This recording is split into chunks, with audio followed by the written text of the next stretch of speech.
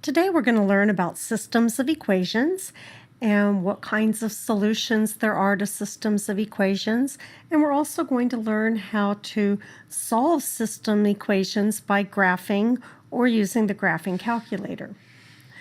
So the first thing you need to know is what is a system of equations, and that's just a set of two or more linear equations.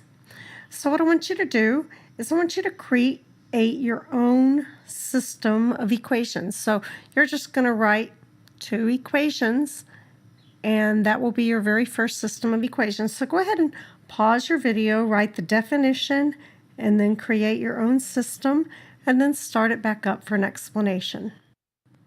Okay, so obviously my system of equations should be different than your system of equations, but it's just two linear equations. I've got one in a standard form, one in a slope-intercept form. It's whatever form you put them in is fine. So now that you know what a system is, you need to know what a solution to a system is. And a solution is an ordered pair that makes all equations true. So an ordered pair that makes all equations true.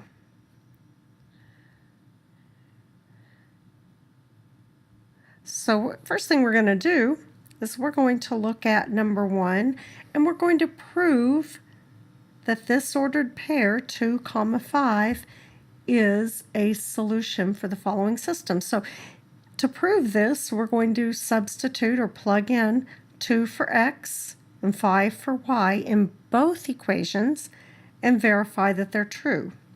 So we've got 2 plus 5 equals 7. And we've got 2 parentheses 2 minus 3 parentheses 5 equals negative 11. So we look at the first one, 2 plus 5 definitely equals 7. And on our second one, we've got 4 minus 15 equals negative 11, and that's also true. So we've now proved that 2, 5 is a solution. So now on number 2, it's your turn to try it. You're going to test to find out if negative 2, 0 is a solution for the system. So you're going to do your work with the video paused, and then you'll check back for the explanation. Okay, so hopefully you see the point of why it's important to test the solution with both equations, because the first equation it was true, but in the second equation it was not true. So the point negative 2, 0 is not a solution for that system of equations. Okay, so working with the system of equations, there's going to be 3 different types of solutions. When you have two lines and they intersect, they cross, our solution is going to be the point that they cross. So that is called one solution. There's only one point where these two lines will cross, and they cross at the ordered pair, which is what we were just proving earlier. So they cross at the x, y ordered pair. Now sometimes our lines are parallel. Well, if we know that a solution is where the two lines cross, so that both equations are true with an ordered pair, in parallel lines they're never going to cross. So there's no solution. It's the same slope, so they're going up and over, rise over run the same, but they have different y-intercepts. What that's called is an inconsistent system.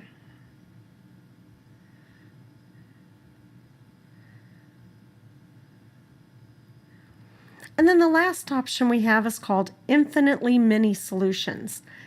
And what happens is you end up with the exact same line. So maybe the equations were given to you in 2 different forms, but they end up being the exact same line, so the same slope and the same y-intercept. So when that's the case, we call it infinitely many because the two lines are laying on top of each other. They are intersecting infinite number of times. And we call that a consistent dependent system. So consistent dependent system. Okay, let's go ahead and turn the page.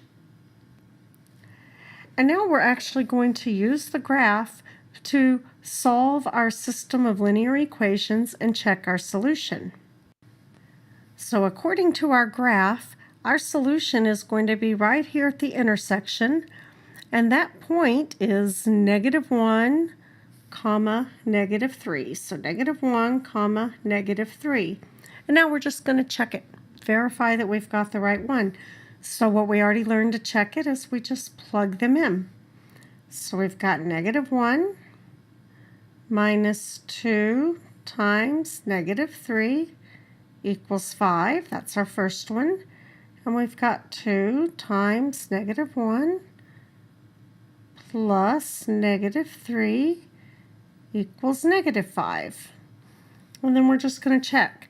So we've got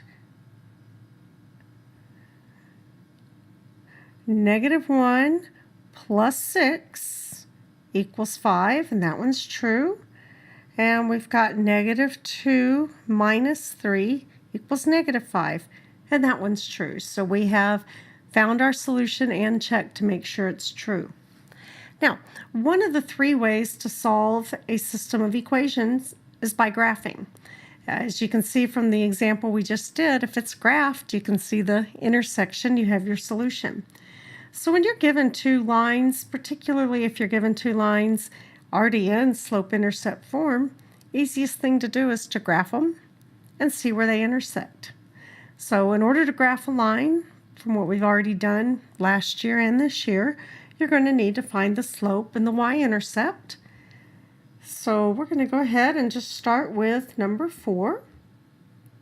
Make it bigger.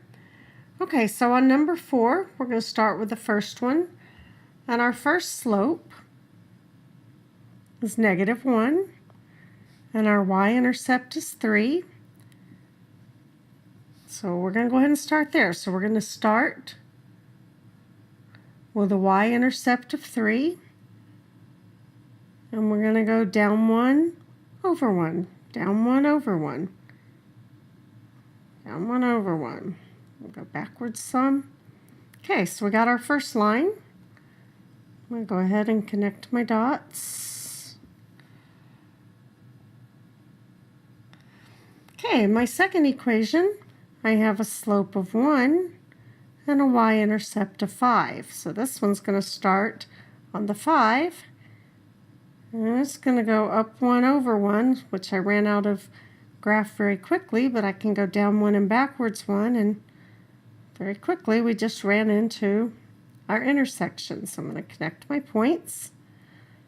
My solution to this is this point right here where the 2 lines cross. So -1, 4 is my solution.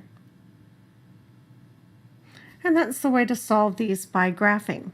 So now I want you to do number 5 on your own. First thing you're going to do is identify your slope and your y-intercept and come up with your solution. So I want you to do this work on your own, pause your video, and then check back for the explanation. Okay, as long as you graphed it correctly, the solution 2, 3 was very straightforward.